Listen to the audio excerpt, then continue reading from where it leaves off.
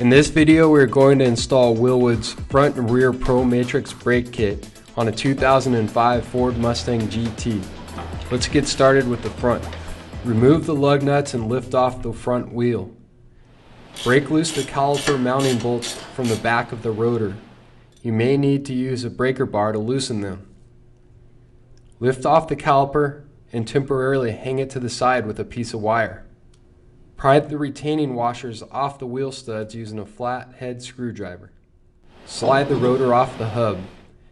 You may have to hit it a few times with a rubber mallet to break it loose. Now the hat needs to be bolted to the rotor. Using the supplied nut, bolt, and washers, place one flat washer over each hole on the rotor mounting tabs. Apply red Loctite 271 to the bolts and threads. Using an alternating torque sequence, tighten the bolts to 155 inch-pounds. Install the assembled hat and rotor over the hub.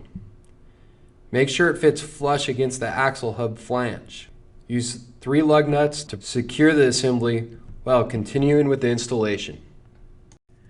Reinstall the caliper in its original location and torque the mounting bolts to the manufacturer's specifications. Disconnect the OEM brake fluid hose where it connects to the hard brake line. Temporarily cap the line to minimize fluid loss. Slip the new mounting bracket over the Wilwood flex line and secure with a clip. Secure the assembly while continuing with the installation. Remove the old mounting bracket from the chassis, saving the mounting bolt to use later. Secure the new mounting bracket to the chassis with the saved bolt. Disconnect the other end of the rubber hose from the caliper. Try to keep the fluid leakage to a minimum.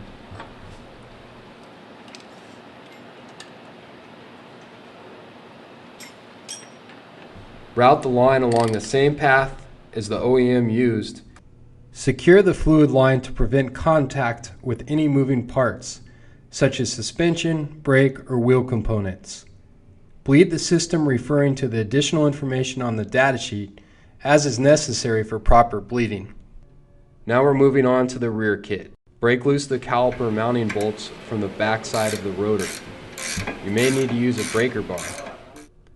Lift off the caliper and hang it off to the side using something like a piece of wire.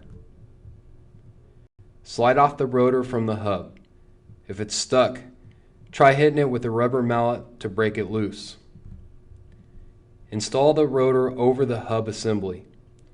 Make sure the rotor fits flush against the axle hub flange or excessive rotor runout may result. Use a few lug nuts to temporarily secure the assembly while continuing with the installation.